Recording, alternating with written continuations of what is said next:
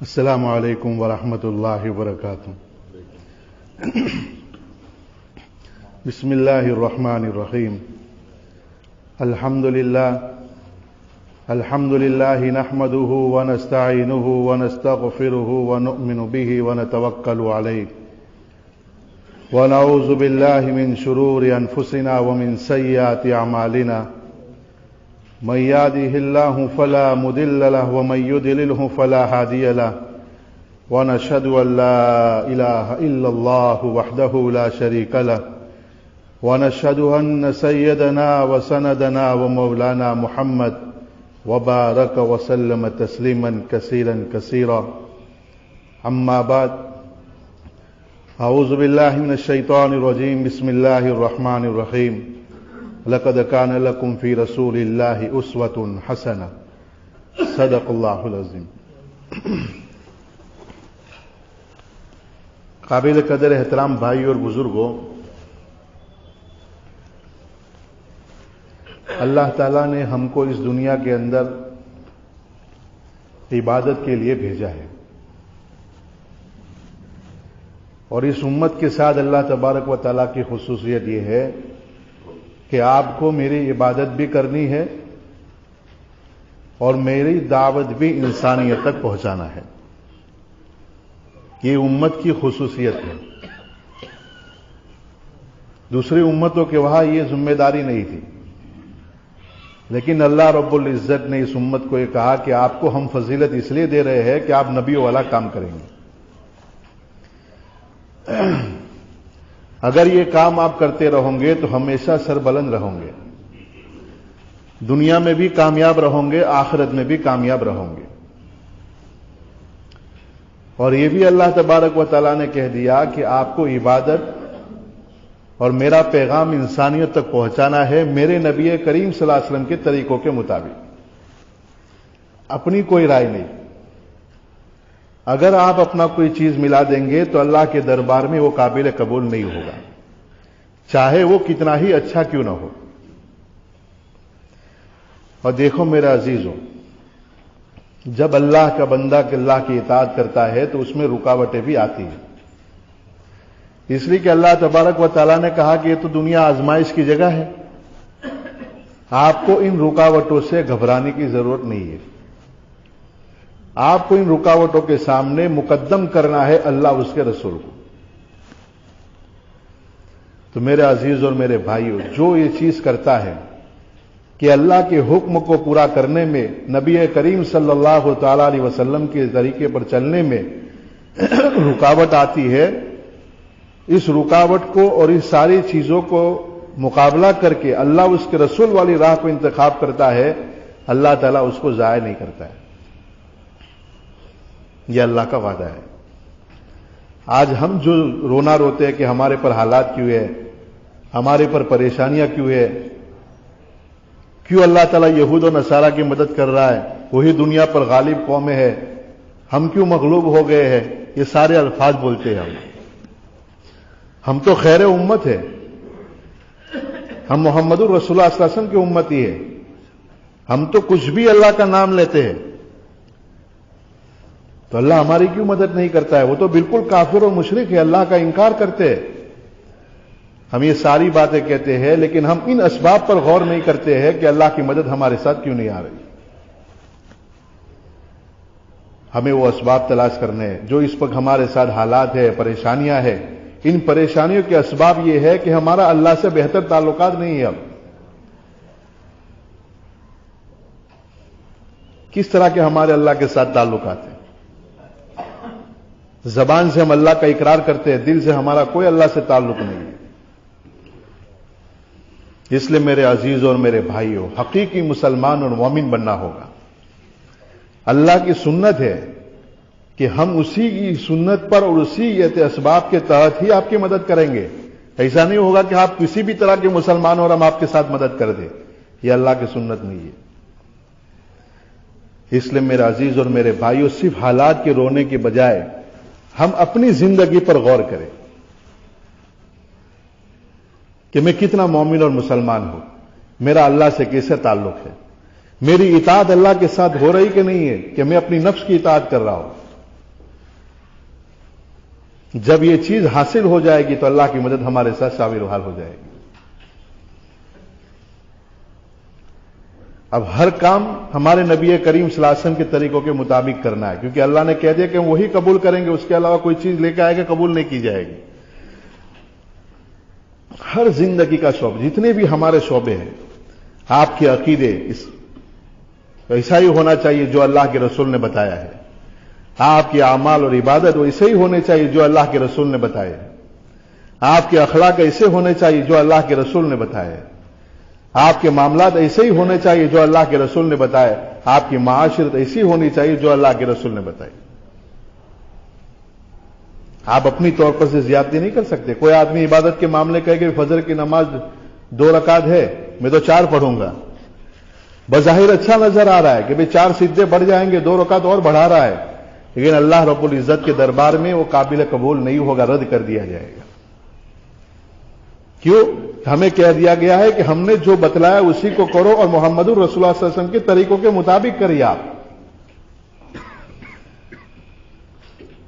یہی معاملہ معاملات میں بھی ہے, یہی چیز معاشرت میں بھی ہے.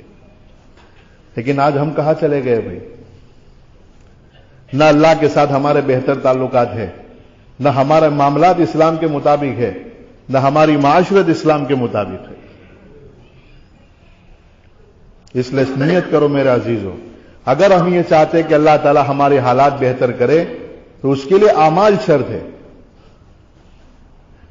اعمال, کہ ہم وہ اعمال کریں جس سے اللہ راضی ہو. سب سے پہلی بات ہی ہے. جیسے یہ نکاح کی مجلس ہے کہ بھئی آدمی کی ایک ضرورت ہے, لیکن ضرورت کو پورا کیسے کرے گا کہ اللہ کے رسول صلی اللہ علیہ وسلم نے خود اپنی 11 شادیاں کر کے بتا دی کہ آپ کو اسے شادی کرنی ہے. لیکن آج ہماری شادی کو, ہماری نکاح کو دیکھ کے کوئی کہہ سکتا ہے کہ یہ مسلمان کی شادی ہے؟ کہاں چلے گئے ہم؟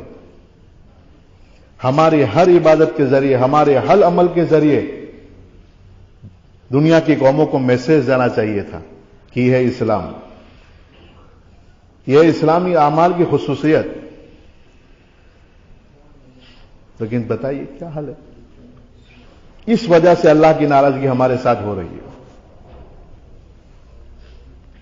اس لیے دیکھو, اطاعت کے معاملے میں رکاوٹیں آئے گی, رکاوٹ کو دور کرنا ہے, اللہ اس کے رسول کو قبول کرنا ہے. جیسا کہ نکاح ہوتا ہے, شادی ہوتی ہے تو رشتہ دار باہر سے آتے کہتے ہیں کہ بھائی ہم تو قوالی کریں گے, حالانکہ وہ نہیں چاہتا ہے. کہتے کہ بھائی میرا ماموں کا لڑکا باہر سے آیا ہے, وہ بیچارہ تقاضا کرتا ہے, مجھے تو کرنا ہی پڑے گا.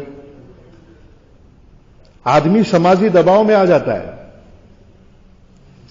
ماں کہتی بیٹا کر لو, اتنا خرچہ کر کے آیا ہے. اب اس کے سامنے, مومن کے سامنے آزمائش آ گئی.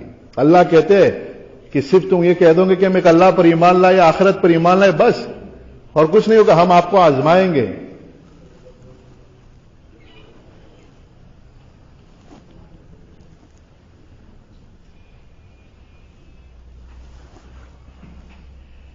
اللہ کہتے ہیں کہ ہم آپ کو آزمائیں گے, اور آزمائش کیا ہوگی کہ اسی طرح کی چیز آئے گی کہ آپ یہ چاہتے ہیں کہ ہم اللہ, آپ اسلام شریعت کے مطابق شادی کرنا چاہتے ہیں, لیکن رکاوٹ آ رہی ہے خاندان کی طرف سے.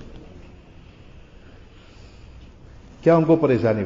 کرسی کی ضرورت ہے, لے دے دیجئے, لے دیجئے, میں یہاں بیٹھ جاؤں گا, دے دیجئے, خامخواہ انتشار کر رہا ہے دیسی.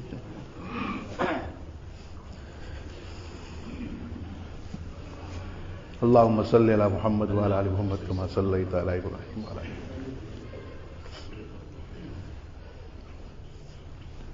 تو آدمی دباؤ میں آ جاتا ہے کہ پھر کرنا پڑے گا, کیا کریں گے, رشتہ دار ہیں. اب اللہ تعالیٰ اس وقت دیکھیں گے کہ آپ کس کی چیز کو قبول کرتے ہیں, اللہ اس کے رسول کی اطاعت کو قبول کرتے ہیں یا اپنے سماج کے دین کو قبول کرتے ہیں. جو بھی آدمی ان دباؤ کو قبول نہیں کرے گا اور دین و شریعت پر چلے گا, اللہ تعالیٰ اس کی مدد فرمائے گا, اس کی شادیوں میں خیر و برکت ڈال دے گا اللہ تعالیٰ. بہت سی جگہوں پر ایسا دیکھنے میں آیا ہے کہ آدمی ان رشتہ داروں کی باتوں کو مان لیتا ہے اور اس نے اسی کی وجہ سے غلط رواج کو اپنی شادی میں کیا. عین وقت صبح کھانے کے موقع پر چھوٹی سی غلطی کی وجہ سے جس بھائی نے وجہ سے اس نے پوری رات قوالی کی ہے, وہ ناراض ہو کے بغیر کھائے بغیر چلا گیا. یہ اللہ کی ناراضگی کا ظہور ہوتا ہے. آزمائش آئے گی. لیکن اگر آپ اس وقت اللہ اس کے رسول کو, انسان کو منانا آسان ہے, مخلوق کا کیا ہے, موڈ پہ آدھار ہے, ابھی راضی ہے, کبھی تھوڑی دیر کے بعد ناراض ہو جائے گا. لیکن اگر اللہ کو تم نے راضی کر لیا تو دنیا اور آخرت کی کامیابی ہے اس میں. اگر اللہ کو ناراض کر دیا تو دنیا آخرت کی بربادی ہے. اس لیے آزمائش آئے گی, ہمیں کسی قسم کے دباؤ کو قبول نہیں کرنا ہے. ہر حال میں مجھے اللہ اس کے رسول کو مقدم رکھنا ہے. صحابہ کرام جب اسلام میں آتے تھے, اللہ کے رسول سے کیا بیعت کراتے تھے کہ آپ کے دل میں ساری چیزوں سے زیادہ محبت ہونی چاہیے, آپ کی اولاد سے, آپ کی بیوی بچوں سے, یہاں تک کہ آپ کی جان سے بھی زیادہ. ہم کر رہے تھے اللہ کے اس کے رسول کے دین کے ساتھ. سب سے زیادہ ہمارے لیے آسان کام ہوتا ہے کہ اللہ اس کے رسول کے حکم کو توڑ دیتے. میرا عزیز اور میرے بھائیوں, یہ سارے حالات اسی کی وجہ سے کہ ہم اللہ کو ناراض کر بیٹھے. ہم نے مخلوق کو تو راضی کیا, اللہ کو راضی کرنے کی کوشش نہیں کی. اس لیے میرے دیکھ عزیز اور بھائیوں, ایک واقعہ سناتا ہوں کہ صحابہ کرام کو اللہ نے جو اعزاز دیا تھا اور ان کو جو اللہ تعالیٰ نے مقام دیا تھا کہ کس طرح کیسے بھی حالات کے موقع پر اللہ اس کے رسول کو مقدم رکھتے تھے. وہ انصار جب اللہ کے رسول صلی اللہ علیہ وسلم کو لینے کے لیے آئے تھے مہاجر یعنی مکے میں, اور اللہ کے رسول صلی اللہ علیہ وسلم سے بات چیت ہوئی تھی کہ آپ ہمارے علاقے میں آئیے, ہم آپ کی مدد کریں گے. انہوں نے کہا کہ بھائی, حضرت عباس رضی اللہ تعالیٰ عنہ بھی چلے گئے تھے اور انہوں نے کہا کہ بھائی تم میرے بھتیجے لے کر جانا چاہتے ہو, تمہارے پڑوس میں تو یہودی رہتے ہو, تو بہت خطرناک ان کے دشمن ہے, ایسا تو نہیں ہوگا کہ تم وہاں جا کے ان کو اکیلا چھوڑ دو. تو سعد بن زرارہ رضی اللہ تعالیٰ عنہ جو ایک انصار کے 72 لوگوں کی طرف سے نمائندگی کر کے ہوئے انہوں نے جو بات کی تھی اللہ کے رسول صلی اللہ علیہ وسلم سے, کیا کہا تھا کہ اللہ کے رسول آپ ہمیں جو دین پیش کر رہے وہ ہمارے لیے نیا دین ہے, اور ہمارا دین چھوڑنا کوئی آسان کام نہیں ہے ہمارے لیے. مفہوم پورا حدیث کا یہی, اور جس راہ پہ ہم جا رہے ہو نیا راستہ ہے ہمارے لیے اور کانٹوں سے بھرا ہوا ہے, اور ہمیں اس بات کا یقین ہے کہ وہاں جائیں گے ہمارے سامنے حالات آئیں گے, پریشانیاں آئیں گی, ہم ان سب کو جھیلیں گے اور ہم اللہ کے رسول صلی اللہ علیہ وسلم کی حفاظت کریں گے. ہمارے بچوں سے زیادہ, ہماری بیویوں سے زیادہ, ہماری جان سے بھی زیادہ اللہ کے رسول صلی اللہ علیہ وسلم کی حفاظت کریں گے. ہم پوری انصار کی طرف سے کہا, اس میں سعد بن معاذ رضی اللہ تعالیٰ عنہ بھی تھے. اب آزمائش آ رہی ہے. خندق کے موقع پر آپ کو بار بار سیرت میں پڑھا ہوگا کہ بنو قریظہ کے لوگوں نے بغاوت کر دی تھی. حالانکہ اللہ کے رسول صلی اللہ علیہ وسلم کے ساتھ معاہدہ تھا کہ بھئی ہم یہاں ایک دوسروں کے ساتھ مل کر کام کریں گے, آپ کا دشمن ہمارا دشمن, ہمارا دوست آپ کا دوست, مل کر رہیں گے. لیکن جب کفار مکہ وہاں سے آئے تو انہوں نے حالات کو دیکھ کر کہا کہ اب تو اسلام گیا, اب محمد صلی اللہ علیہ وسلم مارے جائیں گے. انہوں نے بغاوت کر دی. اللہ تعالیٰ نے اللہ کے رسول صلی اللہ علیہ وسلم کو فتح عطا فرمائی. واپس مدینے میں جبرائیل آتے کہ اللہ کے رسول آپ نے ہتھیار اتار دے, چلو بنو قریظہ کی خبر لینا ہے. تو بنو قریظہ کا جب محاصرہ کر لیا گیا تو اس وقت کہا کہ اب ہم اللہ کے رسول کو زیر نہیں کر سکیں گے. تو انہوں نے باہر آ کر کہا کہ ہم ایک آدمی کا نام لیتے ہیں جو ہمارے بارے میں فیصلہ کرے گا, ہم اسے مان لیں گے. اللہ کے رسول نے کہا بتاؤ کون؟ تو کہا کہ سعد ابن معاذ, کہ وہ ہمارے بارے میں جو فیصلہ کرے گا ہم اسے قبول کر لیں گے. اللہ کے رسول نے کہا ٹھیک ہے. اب وہ اس وقت موجود نہیں تھے, ان کو خندق کے موقع پر تیر لگا تھا, تو وہی مدینے میں مسجد نبی میں ان کا خیمہ لگایا گیا تھا, اور ایک غفار قبیلے کے نوجوان کو ان کی خدمت میں اللہ کے رسول نے رکھا تھا کہ ان کا خیال رکھنا, ہم آ رہے ہیں. ابھی انہوں نے کہا کہ وہ آئیں گے ہمارے بارے میں جو فیصلہ کریں گے ہم اسے قبول کریں گے. اللہ کے رسول صلی اللہ علیہ وسلم نے 2-3 صحابوں کو بھیجا, خچر لے کر کے جاؤ سعد ابن معاذ کو لے کر یہاں پر آؤ. بہت اہتمام کے ساتھ صحابہ ان کو لے کر آئے. بنو قریظہ والے راستے میں چلے گئے, کہہ رہے سعد ہماری دوستی کا خیال رکھنا. سماجی دباؤ جس کو کہتے ہیں, تعلقات کا دباؤ. ارے یار کیا کروں, میرا دوست ہے, میرا بھائی بن ہے, میرا قریبی رشتے دار ہے. اب اے سعد ہمارا خیال رکھنا, ہمیں امید ہے کہ تو ہمارے بارے میں خیر کا فیصلہ کرے گا. ساری باتیں سنتے رہے. لیکن اللہ تعالیٰ نے جو حزب اللہ اپنے بندے جس کے ذریعے اللہ تعالیٰ عالم نظام کو بدلتا ہے, ان میں ایک صفت اللہ تعالیٰ نے بدلائی. 5 صفتوں کا جو ذکر کیا ہے سورہ احزاب میں, سورہ مائدہ میں اللہ نے کہا ہے نا کہ وہ کسی کی ملامت کرنے والے کی ملامت سے نہیں ڈرتے، وہ وہی کام کرتے جو اللہ اس سے راضی ہو جائے۔ اب وہ آئے، اللہ کے رسول صلی اللہ علیہ وسلم کے صحابہ ایک طرف کھڑے ہیں، بنو قریظہ والے ایک طرف کھڑے ہیں۔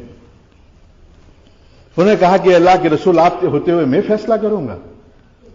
کہا کہ ہاں سعد، آج ہمارے امیر آپ جو فیصلہ کریں گے ہم اسے مان لیں گے۔ انہوں نے سارے صحابوں کی طرف اور حضور کی طرف صحابہ ساتھ بیٹھوں گے کہا کہ میں جو فیصلہ کروں گا تم قبول کر لو گے؟ کہا کہ ہاں قبول کر لیں گے۔ بنو قریظہ والے جو بیٹھے ہوئے تھے ان سے کہا کہ میں جو فیصلہ کروں گا تم قبول کر لو گے؟ کہا کہ ہاں مان لیں گے۔ لیکن درد بھرے انداز میں انہوں نے کہا، آنکھوں میں آنسو ہے، اے سعد ہمارے تعلقات کا خیال رکھنا، ہمارے لیے خیر کا فیصلہ کرنا۔ کتنی ذہنی دباؤ ہوگا ان کا۔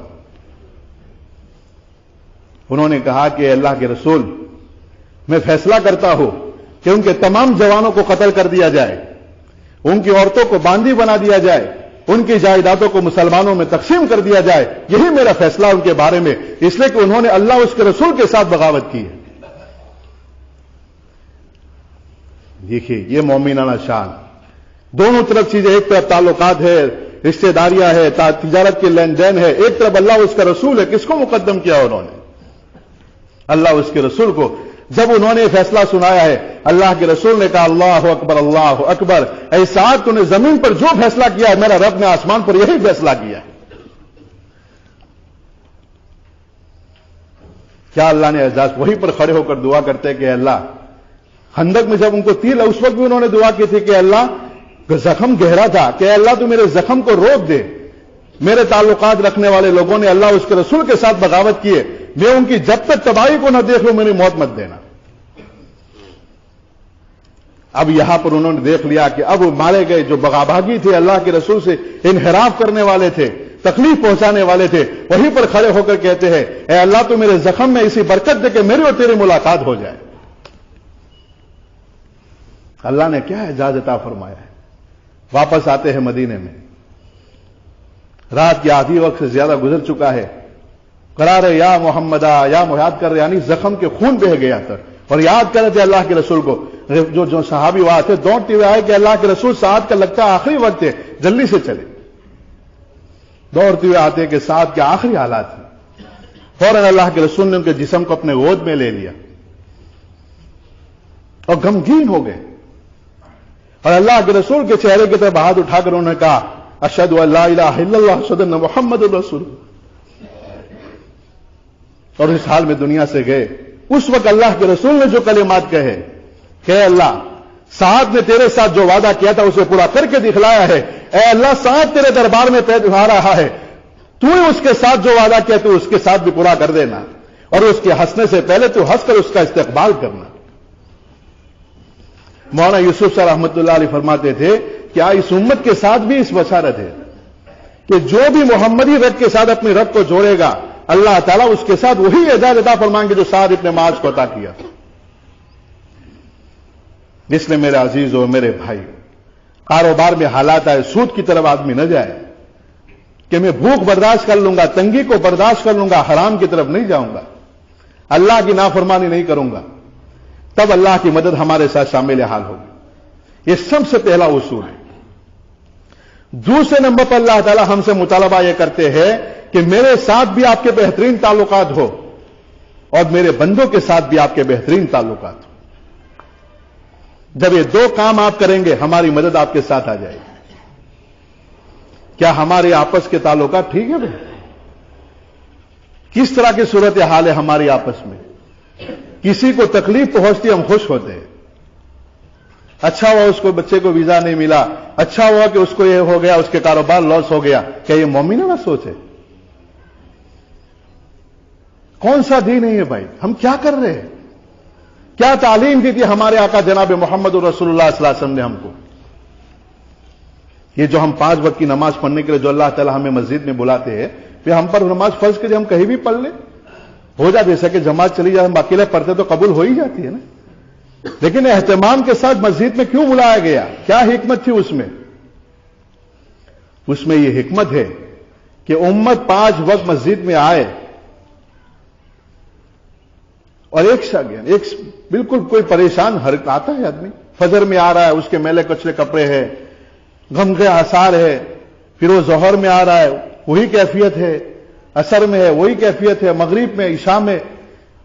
میری اور آپ کی ذمہ داری ہے کہ اس پریشان حال آدمی کی تکلیف کو دیکھ کر میں پوچھوں کہ میرے بھائی تو ہمیشہ خوش رہنے والا آدمی تھا، کیا پریشانی ہے تجھے؟ کیا آپ ایک دوسروں کے حالات سے باخبر رہے ہم بھی؟ ہمیں توفیق ہوتی ہے کبھی؟ کس طرح اللہ کے رسول صلی اللہ علیہ وسلم اپنے ساتھیوں کے ساتھ باخبر رہتے تھے. فجر کی نماز کے بعد اللہ کے رسول صلی اللہ علیہ وسلم کا یہ معمول تھا کہ صحابوں کی طرف منہ کر کے بیٹھ جاتے تھے اور نظر ڈالتے تھے. تو ایک صحابی سامنے بیٹھے ہوئے، یہ ہمارے لیے اسوہ ہے، نمونہ ہے ہمارے لیے. ہم نام تو لیتے محمد رسول اللہ صلی اللہ علیہ وسلم کا، لیکن ہمارا کام ان کے ساتھ کوئی میل نہیں کھاتا ہے. ایک صحابی سامنے بیٹھے ہوئے، میلے کچے کپڑے ہیں، آنکھوں سرخ ہے، تھکان کے آثار ہے. فوراً اللہ کے رسول نے پوچھا کہ کیا بات ہے بھائی، پریشان نظر آ رہے ہو؟ کہنے لگے اللہ کے رسول، میرے قریب جاننے والے رشتہ دار مدینے سے کچھ فاصلے پر رہتے ہیں، کافی عرصے سے ملاقات نہیں ہوئی تو میں ان کی ملاقات کے لیے چلا گیا تھا. وہاں گیا تو باتوں میں دیر ہو گئی، شام ہو گئی. میں نے وہاں سے نکلنے کی بڑی سے کہا کہ مجھے جانے تو مجھے جانا ہے، لیکن بڑا اصرار کیا، مجھے نکلنے نہیں دیا. انہوں نے مجھے رات روک لیا.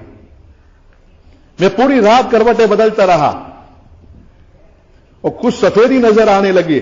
میں وہاں سے دوڑتا اور ہاپتا کاپتا آ رہا ہوں، بالکل فجر کی نماز سے پہلے پہنچا ہوئے اللہ کے رسول صلی اللہ علیہ وسلم. اور پھر انہوں نے کہا کہ اے اللہ کے رسول، جب سے مجھے آپ کے قدموں میں جگہ ملی ہے کوئی دن ایسا نہیں گیا ہے کہ میں دن میں آپ کو 2 یا 3 مرتبہ نہ زیارت کی ہو. آج پورا دن ایسا چلا گیا ہے کہ میں پورے دن آپ کی زیارت نہیں کر سکا تھا. اے اللہ کے رسول، واپس آیا، میں نے آپ کو دیکھ لیا، میرا سارا تھکان دور ہو گیا ہے. یہ تعلیم دی ہمارے نبی نے کہ آپ کے دکھی بھائیوں کا خیال رکھنا، پریشان حال بھائیوں کا خیال رکھنا، ان کی تکلیف میں ہاتھ بٹانا، ان کے احترام کرنا، کتنے فضائل آئے. حضرت عمر رضی اللہ عنہ سنیے، یعنی اللہ تعالیٰ نے مومن کے اکرام پر کتنے بڑے وعدے کیے، کتنا اللہ خوش ہوتا ہے جب کسی بندے کے ہم اکرام کرتے اس کے بعد، مومن مسلمان بندے کے. حضرت عمر رضی اللہ عنہ کے سامنے بیٹھے ہوئے ہیں، صحابہ کرام ان کے ساتھ بیٹھے ہوئے. حضرت سلمان فارسی آئے. جب وہ آئے تو حضرت عمر نے اپنے پاس سے تکیہ لے کر ان کی طرف بڑھا لیا. انہیں کہا کہ اللہ کے رسول، آپ حضرت عمر بیٹھیے، میں بیٹھ جاؤں گا، جگہ خالی، اب تک نہیں نہ کرے. انہیں بڑا اصرار کیا حضرت عمر رضی اللہ عنہ کہ نہیں لے لیجئے بھائی، بیٹھ جائیے جگہ. پھر انہوں نے لے لیا اور ایک جگہ پر بیٹھنے لگے اور رونے لگے. اور رونے کے ساتھ ساتھ حضرت عمر بھی رونے لگے اور کہنے لگے صدق رسول اللہ، صدق رسول اللہ. حضرت عمر نے کہا کہ بھئی اللہ کے رسول نے کیا کہا تھا، میں بھی سنا. سلمان، کیا اللہ کے رسول نے کہا کہ امیر المومنین، میں ایک مرتبہ حضور صلی اللہ تعالی علیہ وسلم کی خدمت میں حاضر ہوا اور اسی طرح کا منظر تھا. صحابہ کرام رضوان اللہ تعالی اجمعین بیٹھے ہوئے تھے اور میں تاخیر سے پہنچا تو اللہ کے رسول نے میری طرف تکیہ بڑھایا. میں نے بڑا اصرار کیا کہ اللہ کے رسول میں بیٹھ جاؤں گا، آپ یہ نہ کہیں میں کہیں بھی ادھر ادھر کہ نہیں، لو میری طرف تکیہ بڑھایا. اور پھر اللہ کے رسول نے فرمایا کہ سلمان، بات اصل میں یہ ہے کہ اگر کوئی مسلمان تمہارے گھر پر آئے تم صرف اس کا اتنا اکرام کرو کہ اس کو تکیہ دے دو، اللہ اس کے سارے گناہوں کو معاف کر دیتا ہے. بات اصل میں یہ ہے. اب ایک دکھی انسان ہے، ہمارا بھائی ہے، سگا بھائی ہے. دیکھیے ہماری مینٹلٹی دیکھیے آپ، ہم صاحب مال ہوتے زکوٰۃ اور صدقہ اور اپنے للہ رقم کو دور دینے کے لیے جائیں گے، اپنے سگے بھائی کو نہیں دیتے. کئی روایت میں ملتا ہے اللہ کے رسول نے صحابوں سے کہا کہ بھائی یہ خرچ تمہیں اپنے بھائی کو دے دو، قریبی رشتہ داری کو دو. دو اجر ملیں گے اس میں، ایک تو صدقے کرنے کا اور خیرات کرنے کا، اس کے ساتھ اپنے بھائی کے ساتھ ہمدردی کرنے کا بھی اجر ملے گا. تو اتنی اکرام پر یہ فضائل ہے. جب اس کو آپ کھانا کھلائیں گے، اس کے کپڑوں کا انتظام کریں گے، یا تم اس کے لیے کوئی قرض ہوگا تو قرض ادائیگی کی شکل پیدا کر دیں گے، اللہ کتنا اجر دے گا. اللہ بھی راضی، اللہ کا بندہ بھی راضی. آج ہم نے یہ کام چھوڑ دیا، ہم بکھر گئے، ہمارے صفوں میں دراڑیں آ گئی، ایک دوسروں کے بارے میں ہمارے دلوں میں نفرتیں پیدا ہو گئی. اس لیے میرا عزیزو اس کام کو کرنے کی بہت ضرورت ہے. بہت سے لوگ ہمارے نماز و صوم و صلات کے بڑے پابند ہوتے ہیں لیکن اخلاقی معیار کی باتیں بہت نیچے گر گئے. زبان بہت سخت، بد اخلاقی. اے میرے بھائی، صرف تیری عبادت تجھے بچا نہیں لیں گے وہ آخر. نبی علیہ الصلوۃ والسلام کو پہلے اخلاق دیے جاتے تھے، پھر نبوت دی جاتی تھی. اور زمین پر بقا کے لیے، زمین پر غالب ہونے کے لیے اللہ تعالیٰ اسی قوم کو غلبہ عطا کرتا ہے جو انسانیت کے لیے نفع بخش ہو. یورپینس قومیں آج غالب ہے، کیوں ہے بھائی؟ صرف میری اور آپ کی بددعا سے کچھ نہیں ہو جائے گا، اللہ ان کو ہلاک نہیں کرے گا. ہم سے کیا فائدہ مل رہا ہے دنیا کی قوموں کو، اور ان سے دنیا کو کتنا فائدہ پہنچ رہا ہے. جب تک ہم ان سے 50% یعنی 53-54% نہیں ہو جائے گا، اللہ کی ذات سے امید ہے جیسے ہی ہمارا گراف ان سے اوپر ہو جائے گا اللہ ہماری مدد کر دے گا، ہمیں غالب کر دے گا. ہمارے جذبے تو آپ دیکھیں، ہمارے اندر ہے حوصلہ معاف کرنے کا کسی کو؟ ہمارے پاس طاقت اور ہمت کچھ نہیں ہے. لڑائی ہوتی تو ہم کیا کہتے ہیں؟ چھرا مار کے دانت نکال دوں، گردن کاٹ دوں، ٹانٹیاں توڑ دوں. یہ اب یہی مزاج رکھنے والے، یہی جذبہ رکھنے والے کو اگر طاقت دے دی جائے گی تو ہزاروں کی تعداد میں لوگوں کو تو گولیاں ماریں گے. یہ ہمارے جذبات کیا سکھایا تھا ہمارے آقا جناب محمد رسول اللہ علیہ وسلم نے؟ کتنا معاف کرنا ہمیں سکھایا تھا. کہاں چلا گیا یہ سچ بولنا؟ کہاں چلا گیا ہمارا؟ کیا حال ہے تاجروں کی بھائی؟ کئی مرتبہ ایسے مناظر دیکھنے کو ملتے، اتنا افسوس ہوتا ہے کہ غریب غیر مسلم ہماری دکان سے کیا میسج لے کے جائے گا. خود میرے آنکھوں دیکھا حال ہے. یہ غریب بیچارہ مزدوری جو کام کرتے سینٹنگ اور بلڈنگوں میں، عام طور پر شام کے وقت وہ اپنا سودا خریدنے کے لیے آتے ہیں دکانوں پر. کچھ آٹا لے لیا، کچھ دال لے لیا، چیزیں لیتے ہیں، جاتے اور اپنا کھانا بناتے ہو تو کھانا بدوش ہوتے. اب یہ جو ہمارے مسلمان تاجر ہے ٹارگیٹ رکھتے ہیں کہ یہ سڑا ہوا مال ہے، وہ آئیں گے ان کو دے دیں گے. تو وہ صبح کا وقت تھا، آٹا لے کے آیا تھا، اس میں کیڑے پڑے ہوئے تھے. کہا کہ آپ نے کیسے دے دیا؟